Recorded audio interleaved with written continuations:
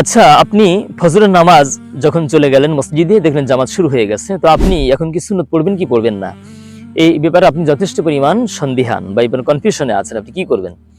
তো ফজরের নামাজের জামাত যখন শুরু হয়ে যায়, আপনি মসজিদে গেলেন, জামাত চলছে, এখন আপনি কি করবেন? এখন আপনার জন্য করণীয় হচ্ছে, যদি দ্বিতীয় রাকাতে রুকু পাওয়ার প্রবল সম্ভাবনা থাকে, সুন্নতটা পড়ে নিন।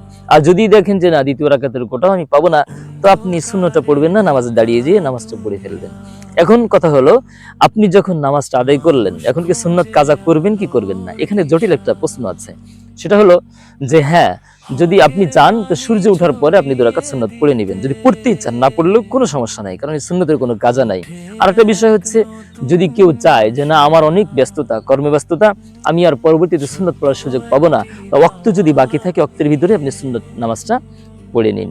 আশা করি বুঝতে পেরেছেন, আপনার প্রশ্নের জবাব আমরা দিতে পেরেছি। যদি আপনার কাছে ভালো লেগে থাকে, এ ধরনের নিত্য নতুন যুগ জিজ্ঞাসা আপনার ভিতরে থাকে, তো আমাদেরকে করতে পারেন, আমরা আপনার পাশে আছি।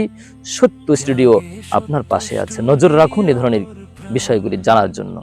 আসসালামু আলাইকুম রহমতুল্লাহি ওয়া বারাকাতুহু।